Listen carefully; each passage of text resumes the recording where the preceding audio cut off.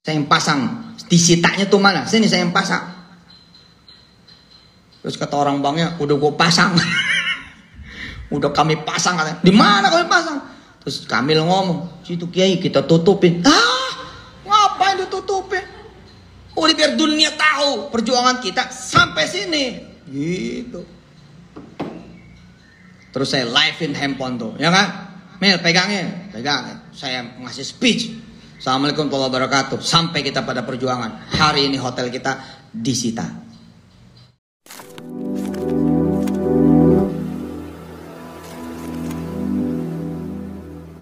Assalamualaikum warahmatullahi wabarakatuh. Welcome back to my channel Detektif Dik. Teman-teman, kita ngomongin patungan usaha dulu ya, sedikit aja. Karena saya akan mengingatkan teman-teman bahwasanya patungan usaha ini sedang dalam proses persidangan. Tapi bukan itu intinya. Saat ini saya akan ngomongin tentang hutang Hotel City yang katanya sudah lunas oleh Yusuf Mansur, dan pertanyaannya banyak hal yang menjadi pertanyaan. Oke teman-teman, sebelum ngomongin tentang Hotel City-nya, kita lihat dulu videonya. Ini saya selalu pakai referensi video Pak Jamal itu sendiri. Karena apa? Ya omongan dia sendiri yang harus dipertanggungjawabkan gitu. Kalau saya kan cuma mengutip omongan dia. Oke, kita lihat dulu videonya teman-teman. Yuk cek it out. Hotel City tuh. Kita ditakut-takutin dulu sama orang bank zaman dulu. Kita mau pasang pelang nih Pak Ustadz. Kalau kagak bayar nih. Ya emang juga siapa yang nggak mau bayar kan begitu ya. Kita suka ngomong begitu kan ya. Hah? Kita mau pasang pelang nih. Lah saya bilang gini, mana pelangnya? Saya yang pasang. Itulah fa'alqihi fil yammi. Sorry Pak, ini bukan utang saya Pak. Ini utangnya umat. Saya yang tanda tangan. Bismillah, kita emang lagi mau menyelesaikan. Mana pimpinan Anda? Gak pakai pimpinan. Kita mau sita. Oh ya sudah. Ayo, Kamil. Gitu saya bilang sama Kamil. Saribun, ya.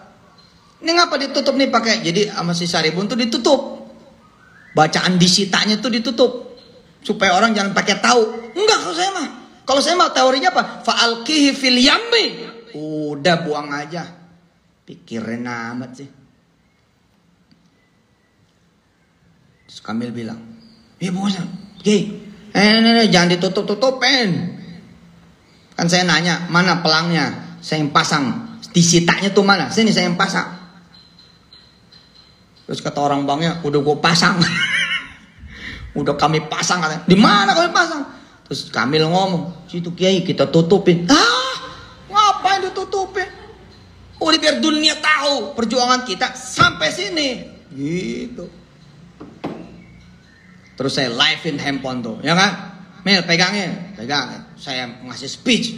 Assalamualaikum warahmatullahi wabarakatuh. Sampai kita pada perjuangan. Hari ini hotel kita disita. Ada tulisan tuh. Bukan disita, dalam pengawasan. Jam belum sampai disita. Habis itu saya datang ke orang banknya tuh, saya bilang, "Nih, saya dorong, udah ambil aja hotelnya." Hitung, kalau emang udah diambil masih utang, saya Yusuf Mansur tetap akan bayar. Pokoknya masa sekarang ambil aja dulu. Pada bingung orang banknya. Ya jangan begitu Pak Ustadz. Masa begini, nanti begini begitu. Nanti nama Pak Ustadz jelek. Lah udah gue umumin kemarin sih. Lah nama saya juga udah fa'alqihi fil yammi. Nggak ada nama kita mah. Udah kita buang juga ke Sungai Nil. Nah tapi apakah saya tidak punya ketakutan-ketakutan yang lain? Sama. Tadi udah ditulis kan?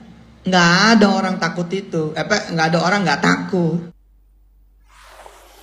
Oke teman-teman, jadi sedikit ya tentang video tentang patungan usaha. Di sana menjelaskan bahwasanya hutang patungan usaha itu ya dikembalikan lagi ke umat ya. Oke. Sebelum ngebahas ke situ, kita bacakan dulu beritanya biar lebih ada referensi lain ya. Ya teman-teman, kita bacakan beritanya ya biar lebih menyenangkan aja. Di sini ada berita dari nasional okcion.com. Okcion.com ini MNC ya. Ini tahun 2021 19 Desember. Ustadz Yusuf Mansur menjelaskan polemik Hotel City.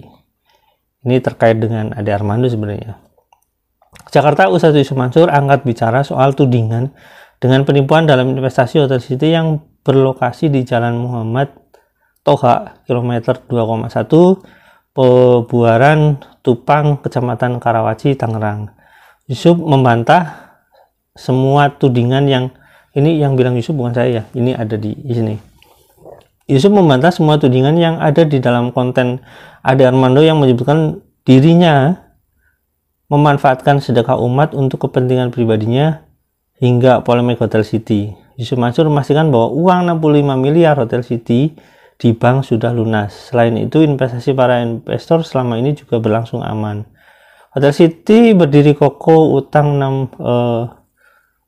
BTN 65M beres. Di luar itu, investasi orang aman. Kembali dilebihkan, paling tinggal 5% kurang. Hotel City juga dijadikan pesantren udah bertahun-tahun. Dengan tetap profesional diapresiasi oleh pemerintah kota, sementara hotelnya masih beroperasi nanti pandemi berakhir tancap gas. Hotel City lanjut dia terbuka untuk inisial publik, maksudnya mau IPO ya, dengan narasi sebagai pusat pelatihan pengangguran Indonesia. Pusat pelatihan pengangguran Indonesia. Oke, saya bacakan cuma sedikit ya teman-teman. Saya akan menjelaskan tentang bukan menjelaskan ya, saya akan berpendapat tentang Hotel City-nya. Pertama, catatan pertama dari referensi yang saya dapatkan, data resmi saya yang dapatkan, bahwasanya dari awal, dari kepemilikan awal ya, saya tahu pemilik awalnya siapa.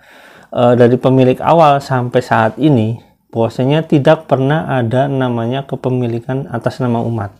Satu ya. Tapi dia kan meminta uang itu dari umat untuk berinvestasi. Tapi tidak, dari awal sampai sekarang itu tidak pernah ada kepemilikan atas nama umat.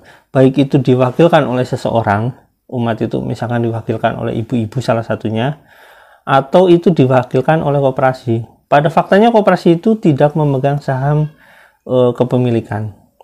Itu berdasarkan data resminya ya. Itu kita ngomongin saham. Keduanya, kalau ada apa-apa dalam kasus yang kayak tadi ya, ditagi-tagi itu dia selalu bilang atas nama umat.